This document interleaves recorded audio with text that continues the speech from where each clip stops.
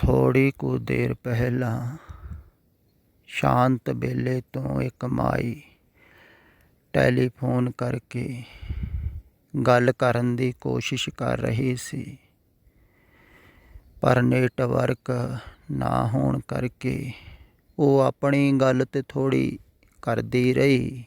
ਕੁਛ ਕੁ ਮੈਂ ਸੁਣੀ ਵੀ ਹੈ। ਫਿਰ ਉਹਨੇ ਮੇਰੇ ਕੋਲੋਂ ਪੁੱਛਿਆ ਅਤੇ ਮੈਂ ਕਿਹਾ ਵੀ ਆਵਾਜ਼ ਠੀਕ ਨਹੀਂ ਹੈ ਸੁਣ ਰਹੀ, ਅਤੇ ਮੈਂ ਰਿਕਾਰਡਿੰਗ ਦੁਬਾਰਾ ਜਵਾਬ ਦੇ ਦੇਣਾ, ਸਾਰੇ ਹੀ ਸੁਣ ਲੈਣਗੇ। ਇਸ ਬਹਾਨੇ ਸਾਰਿਆਂ ਨੂੰ ਹੀ ਲਾਭ ਹੋਵੇਗਾ।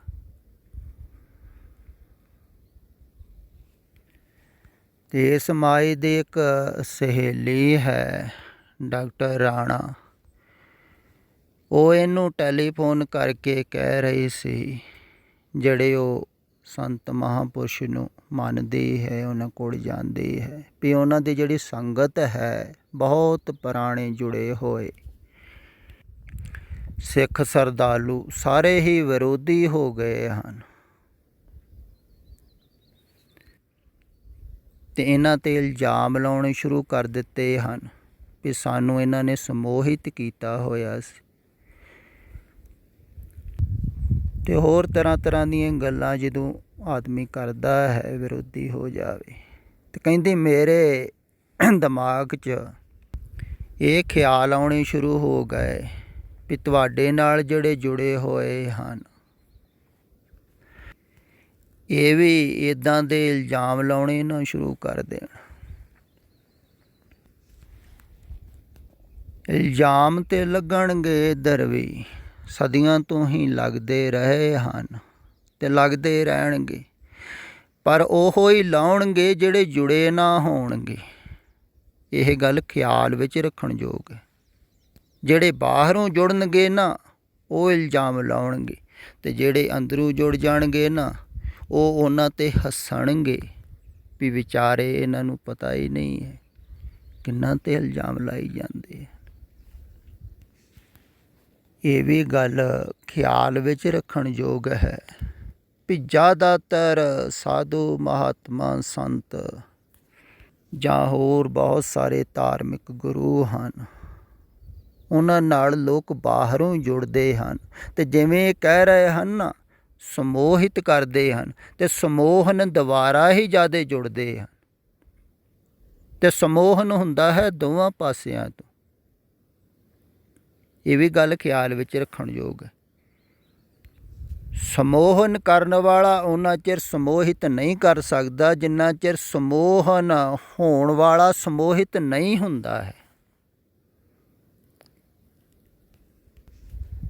ਉਹ ਤਾਂ ਇਲਜ਼ਾਮ ਲਾਉਂਦੇ ਹਨ ਨਾ ਵੀ ਗੁਰੂ ਨੇ ਸਮੋਹਿਤ ਕੀਤਾ ਹੈ, ਨਹੀਂ, ਤੁਹਾਡਾ ਵੀ ਓਨਾ ਹੀ ਹੱਥ ਹੈ ਸਮੋਹਿਤ ਹੋਣ ਵਿੱਚ, ਸਗੋਂ ਜ਼ਿਆਦਾ ਹੈ। ਖਿਆਲ ਵਿੱਚ ਰੱਖੋ, ਸਮੋਹਿਤ ਹੋਣ ਵਾਲੇ ਦਾ ਹੱਥ ਸਦਾ ਹੀ ਜ਼ਿਆਦਾ ਹੁੰਦਾ ਹੈ ਸਮੋਹਿਤ ਕਰਨ ਵਾਲੇ ਨਾਲੋਂ। ਅਤੇ ਜ਼ਿਆਦਾਤਰ ਸਾਧੂ ਮਹਾਤਮਾ ਬਾਹਰੋਂ ਹੀ ਲੋਕਾਂ ਨਾਲ ਜੁੜੇ ਹੋਏ ਹਨ, ਅਤੇ ਜੁੜੇ ਰਹਿਣਾ ਚਾਹੁੰਦੇ ਹਨ, ਅਤੇ ਜੋੜ ਕੇ ਰੱਖਦੇ ਹਨ, ਅਤੇ ਇਸ ਕਰਕੇ ਹੀ ਉਹ ਕੋਸ਼ਿਸ਼ ਕਰਦੇ ਰਹਿੰਦੇ ਹਨ ਬਾਹਰੋਂ ਜੋੜਨ ਦੀ। ਹੁਣ ਤੁਸੀਂ ਫਰਕ ਦੇਖੋ, ਖਿਆਲ ਵਿੱਚ ਰੱਖੋ, ਅੰਦਰੋਂ ਜੋੜਨ ਵਾਲਾ ਅਤੇ ਬਾਹਰੋਂ ਜੋੜਨ ਵਾਲੇ ਦਾ ਕੀ ਫਰਕ ਹੈ। ਜਾਗਰਤ ਪੁਰਸ਼ ਸਦੀਆਂ ਤੋਂ ਹੀ ਅੰਦਰੋਂ ਜੋੜਦੇ ਰਹੇ ਹਨ। ਤੋ ਕਿਵੇਂ ਜੋੜਦੇ ਸਨ? ਕਿਉਂਕਿ ਉਹ ਬਾਹਰੋਂ ਤੋੜਦੇ ਰਹਿੰਦੇ ਹਨ ਨਾਲ ਨਾਲ। ਇਵੇਂ ਸਮਝ ਲਵੋ ਜਿਵੇਂ ਇਹ ਮਾਈ ਹੈ ਡਾਕਟਰ ਰਾਣਾ, ਇਹ ਪਿੱਛੇ ਜਿਹੇ ਮੇਰੇ ਕੋਲ ਆਈ ਸੀ, ਅਤੇ ਇਹਨੇ ਦੱਸਿਆ ਸੀ ਵੀ ਉੱਧਰ ਇੱਕ ਗੁਰੂ ਜੀ ਹਨ, ਮੈਂ ਉਹਨਾਂ ਕੋਲ ਜਾਂਦੀ ਹੁੰਦੀ ਹਾਂ। ਅਤੇ ਮੈਂ ਕਿਹਾ ਸੀ ਠੀਕ ਹੈ, ਕੋਈ ਗੱਲ ਨਹੀਂ। ਅਤੇ ਮੈਨੂੰ ਪਤਾ ਹੈ ਨਾ, ਅਗਰ ਕੋਈ ਗਹਿਰਾਈ ਨਾਲ ਸੁਣਦਾ ਰਹੇਗਾ ਤੇ ਉਹਨੂੰ ਕੋਈ ਬਾਹਰੋਂ ਸਮੋਹਿਤ ਨਹੀਂ ਕਰ ਸਕਦਾ, ਜਾਂ ਕਦੇ ਨਾ ਕਦੇ ਸਮੋਹਨ ਟੁੱਟੇਗਾ ਹੀ। ਤੇ ਇਹਨੇ ਵੀ ਮੈਨੂੰ ਪਹਿਲੇ ਪਹਿਲ ਉਹਨਾਂ ਨਾਲ ਮਿਲਣ ਦੀ ਇੱਕ ਐਸੀ ਹੀ ਘਟਨਾ ਦੱਸੀ। ਕਹਿੰਦੀ ਜਦੋਂ ਮੈਂ ਗਈ ਉਹਨਾਂ ਕੋਲ, ਹੋਰ ਸੰਗਤ ਵੀ ਬੈਠੀ ਹੋਈ ਸੀ, ਤੇ ਜਾ ਕੇ ਮੈਂ ਮੱਥਾ ਟੇਕ ਕੇ ਉਹਨਾਂ ਕੋਲ ਬੈਠੀ ਤੇ ਮੈਨੂੰ ਇੱਕ ਸੁਗੰਧ ਆਉਣੀ ਸ਼ੁਰੂ ਹੋ ਗਈ। ਤੇ ਬਹੁਤ ਸੁਗੰਧ ਆਵੇ ਮੈਨੂੰ। ਮੈਂ ਦੂਸਰਿਆਂ ਨੂੰ ਪੁੱਛਿਆ ਜਿਹੜੇ ਹੋਰ ਬੈਠੇ ਹੋਏ ਸਨ ਸਿੱਖ ਸ਼ਰਧਾਲੂ, ਵੀ ਤੁਹਾਨੂੰ ਵੀ ਆਉਂਦੀ? ਉਹਨਾਂ ਨੇ ਕਿਹਾ ਨਹੀਂ, ਸਾਨੂੰ ਨਹੀਂ ਆਉਂਦੀ।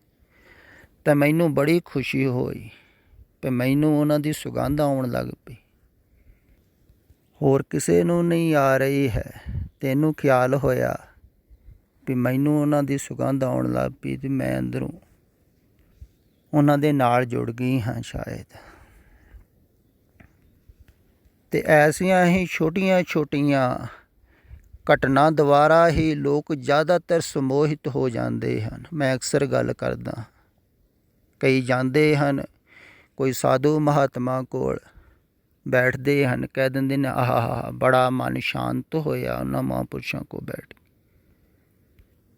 ਪਰ ਉਹ ਸ਼ਾਂਤੀ ਸਦਾ ਟਿਕਦੀ ਨਹੀਂ ਹੈ ਨਾ। ਤੋ ਸ਼ਾਂਤੀ ਦੁਆਰਾ ਵੀ ਸਮੋਹਿਤ ਹੋ ਜਾਂਦੇ ਹਨ ਵੀ ਸ਼ਾਇਦ ਉਹਨਾਂ ਕੋਲ ਕੁਛ ਹੋਵੇ ਤਾਂ ਸ਼ਾਂਤ ਹੋਏ। ਪਰ ਸਹਿਜ ਸੁਭਾਏ ਵੀ ਆਦਮੀ ਸ਼ਾਂਤ ਹੋ ਜਾਂਦਾ। ਕਈ ਵਾਰ ਉਜਾੜ 'ਤੇ ਬੈਠ ਕੇ ਵੀ ਹੋ ਜਾਂਦਾ। ਕਈ ਵਾਰ ਕਿਸੇ ਸਥਾਨ 'ਤੇ ਵੀ ਕਈ ਲੋਕ ਸ਼ਾਂਤ ਹੋ ਜਾਂਦੇ ਬੈਠ ਕੇ, ਤਾਂ ਉਹਨਾਂ ਨੂੰ ਲੱਗਦਾ ਵੀ ਇੱਥੇ ਸ਼ਾਂਤੀ ਵੱਸਦੀ ਹੈ, ਪਤਾ ਨਹੀਂ ਇਹ ਸਥਾਨ ਕਿੰਨਾ ਕੁ ਪੂਜਨੀਕ ਹੋਵੇਗਾ। ਉਹ ਉਹਨੂੰ ਮੰਨਣਾ ਸ਼ੁਰੂ ਕਰ ਦਿੰਦੇ। ਲੋਕ ਤਾਂ ਜਗ੍ਹਾ 'ਤੇ ਸਮੋਹਿਤ ਹੋ ਜਾਂਦਾ। ਹੁਣ ਜਗ੍ਹਾ ਦਾ ਕਿਹੜਾ ਹੱਥ ਵਾ, ਸਥਾਨ ਦਾ ਹੱਥ ਥੋੜ੍ਹੀ ਹੈ ਕੋਈ, ਅਤੇ ਲੋਕ ਉੱਥੇ ਸਮੋਹਿਤ ਹੋ ਜਾਂਦੇ।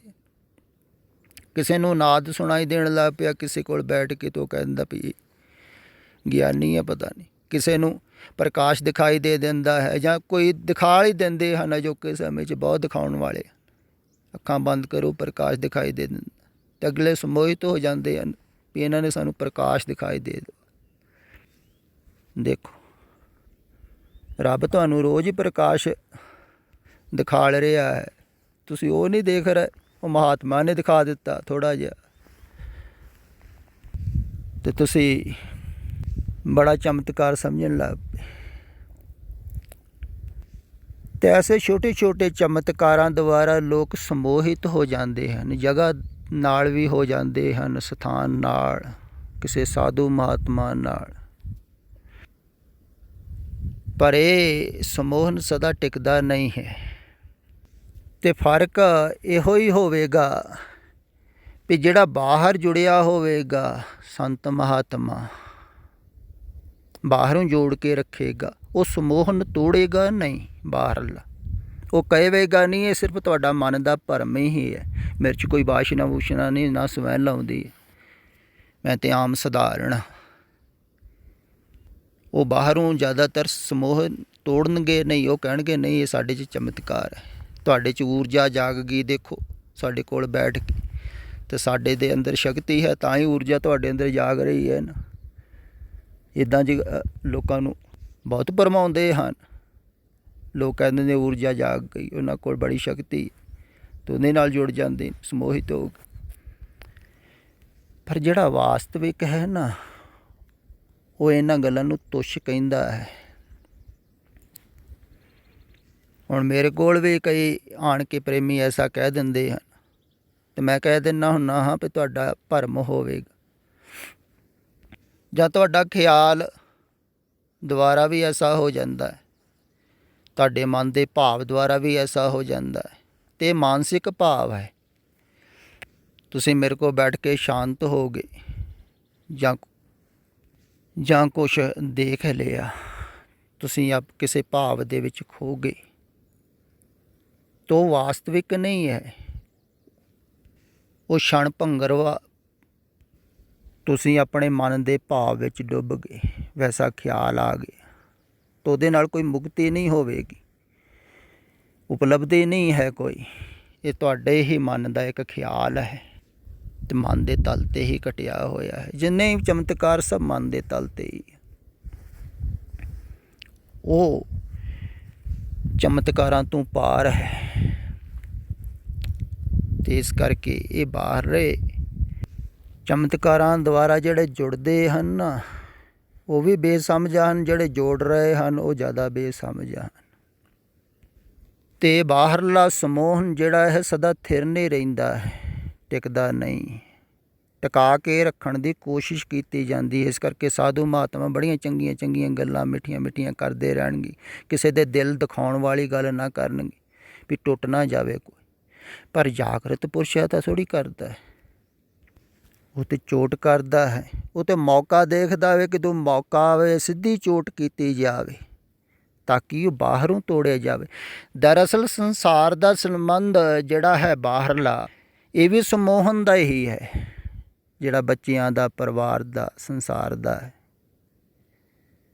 ਅਤੇ ਦੂਸਰਾ ਜਿਹੜਾ ਬਾਹਰੂ ਸੰਬੰਧ ਹੈ ਧਾਰਮਿਕ, ਮੈਂ ਕਹਿ ਦੇਣਾ ਹੈ ਧਾਰਮਿਕ ਲੋਕਾਂ ਨਾਲ, ਧਾਰਮਿਕ ਗੁਰੂਆਂ ਨਾਲ, ਸਾਧੂ ਮਹਾਤਮਾ ਨਾਲ, ਉਹ ਵੀ ਸਮੋਹਨ ਦਾ ਹੀ ਹੈ।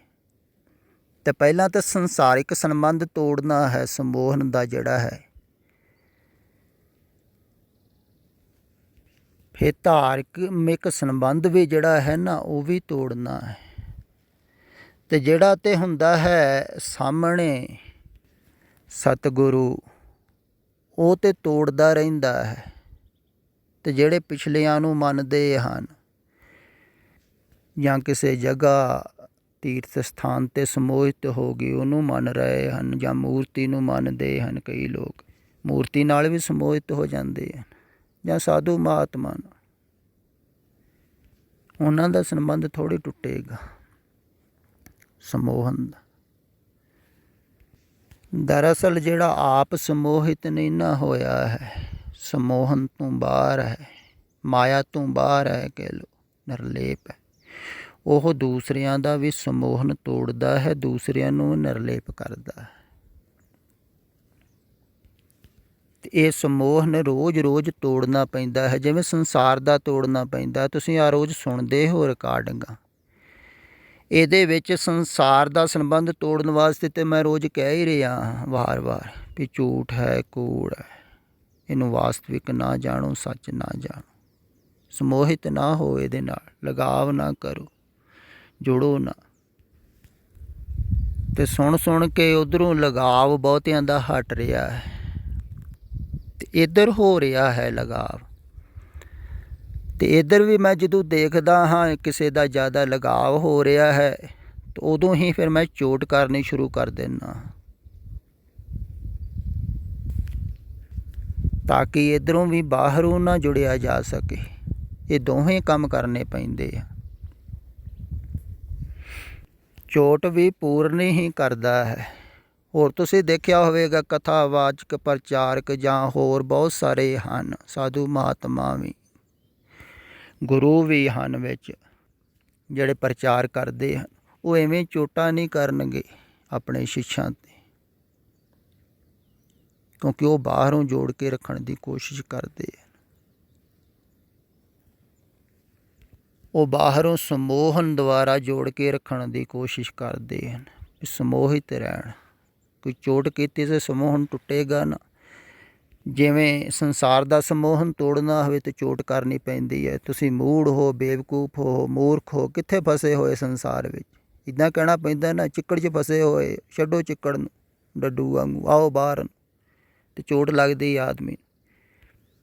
ਅਤੇ ਜਦੋਂ ਫਿਰ ਇੱਧਰ ਕੋਈ ਜੁੜ ਜਾਂਦਾ ਹੈ ਬਾਹਰੋਂ, ਤਾਂ ਉਹਦੇ 'ਤੇ ਵੀ ਫਿਰ ਇੱਦਾਂ ਹੀ ਚੋਟ ਕੀਤੀ ਜਾਂਦੀ ਹੈ ਵੀ ਬਾਹਰੋਂ ਨਾ ਜੁੜੋ ਤੁਸੀਂ, ਬਾਹਰ ਵਾਸਤਵਿਕ ਨਹੀਂ ਹੈ। ਹੁਣ ਜਿਵੇਂ ਇਹ ਮਾਈ ਹੈ ਪਰਮਜੀਤ ਕੌਰ, ਇਹਨੇ ਪੂਰੀ ਤਰ੍ਹਾਂ ਜੇ ਮੈਨੂੰ ਜਾਣਿਆ ਨਹੀਂ ਹੈ ਨਾ, ਤਾਂ ਹੀ ਕਹਿ ਰਹੀ ਹੈ ਵੀ ਤੁਹਾਡੇ ਬਾਰੇ ਲੋਕ ਐਸਾ ਨਾ ਕਹਿਣ ਬਾਅਦ ਦੇ ਵਿੱਚ। ਅਤੇ ਮੈਂ ਕਹਿ ਰਿਹਾ ਹਾਂ ਭਵਿੱਖ ਨੂੰ ਛੱਡੋ, ਭਵਿੱਖ ਕਿੱਥੇ ਹੈ?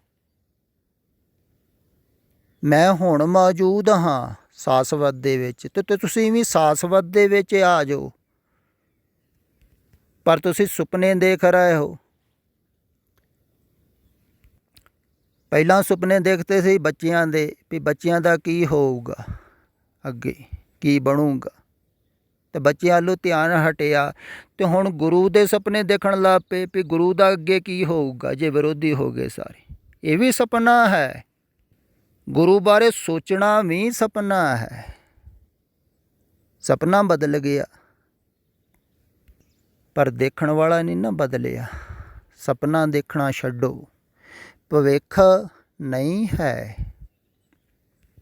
ਅਤੀਤ ਨਹੀਂ ਹੋ ਗਿਆ, ਮੈਂ ਹੁਣੇ ਹੀ ਹਾਂ ਸਾਸਵਤ ਦੇ ਵਿੱਚ। ਫਿਰ ਹੋਰ ਤੇ ਕਹਿੰਦੇ ਹਨ ਸਾਧੂ ਮਹਾਤਮਾ ਗੁਰੂ ਜਿਹੜੇ ਹਨ ਵੀ ਅਸੀਂ ਮੁਕਤ ਕਰਾਂਗੇ। ਮੈਂ ਐਸਾ ਨਹੀਂ ਕਹਿ ਰਿਹਾ ਮੈਂ ਮੁਕਤ ਕਰੂੰਗਾ, ਮੈਂ ਕਹਿ ਰਿਹਾ ਤੁਸੀਂ ਮੁਕਤ ਹੋ, ਤੁਹਾਡਾ ਸੁਭਾਅ ਹੈ ਮੁਕਤ ਹੋਣਾ। ਤੁਸੀਂ ਸੁਪਨਾ ਦੇਖ ਰਹੇ ਹੋ ਤੇ ਸੁਪਨੇ 'ਚੋਂ ਬਾਹਰ ਆਓ, ਮੈਂ ਤੁਹਾਨੂੰ ਜਗਾ ਰਿਹਾ ਹਾਂ। ਜਿਹੜੇ ਕਹਿੰਦੇ ਨਾ ਮੁਕਤ ਮੈਂ ਕਰੂੰਗਾ ਜਾਂ ਤੁਸੀਂ ਮੁਕਤ ਹੋਵੋਗੇ, ਉਹ ਤੁਹਾਨੂੰ ਸੁਪਨੇ 'ਚ ਪਾ ਰਹੇ ਹਨ, ਉਹੋ ਹੀ ਸਮੋਹਿਤ ਕਰ ਰਹੇ ਹਨ, ਕਿਉਂਕਿ ਭਵਿੱਖ 'ਚ ਲਿਜਾ ਰਹੇ ਹਨ। ਮੈਂ ਤੁਹਾਨੂੰ ਕਹਿ ਰਿਹਾ ਤੁਸੀਂ ਮੁਕਤ ਹੋ, ਤੁਸੀਂ ਸਿਰਫ ਸੁਪਨਾ ਦੇਖ ਰਹੇ ਹੋ ਤੇ ਸੁਪਨੇ ਤੋਂ ਬਾਹਰ ਆਵੋ। ਫਿਰ ਸੰਸਾਰ ਦਾ ਸੁਪਨਾ ਅਗਰ ਛੱਡਿਆ ਹੈ ਤੇ ਗੁਰੂ ਦਾ ਸੁਪਨਾ ਨਾ ਦੇਖੋ। ਗੁਰੂ ਸੁਪਨੇ ਦਾ ਹਿੱਸਾ ਨਹੀਂ ਬਣਦਾ ਹੈ, ਤੁਹਾਡੇ ਸੁਪਨੇ ਦਾ ਹਿੱਸਾ ਵੀ ਨਹੀਂ ਬਣਨਾ ਹੈ ਗੁਰੂ ਨੇ। ਤੇ ਜਾਗੋ, ਜਾਗ ਕੇ ਦੇਖੋ, ਇਹ ਸਿਰਫ ਪਰਮਾਤਮਾ ਦਾ ਖੇਲ ਹੈ। ਇਹ ਤੇ ਕੋਈ ਗੁਰੂ ਨਹੀਂ, ਕੋਈ ਸ਼ਿਸ਼ ਨਹੀਂ ਹੈ। ਇੱਥੇ ਦੋਹਾਂ ਸਿਰਿਆਂ ਕਾ ਆਪ ਸੁਆਮੀ, ਖੇਲੇ ਬਿਕਸੇ ਅੰਤਰਜਾਮੀ। ਤੇ ਮੈਂ ਕਹਿੰਦਾ ਜਾਗੋ, ਮੈਂ ਤੁਹਾਨੂੰ ਜਗਾ ਰਿਹਾ ਹਾਂ। ਸੰਸਾਰ ਦੀ ਵਿਚਾਰਧਾਰਾ ਤੋਂ ਮੁਕਤ ਹੋਣਾ ਹੀ ਹੈ, ਧਾਰਮਿਕ ਵਿਚਾਰਧਾਰਾ ਤੋਂ ਮੁਕਤ ਤਾਂ ਹੀ ਤੁਸੀਂ ਜਾਗੋਗੇ।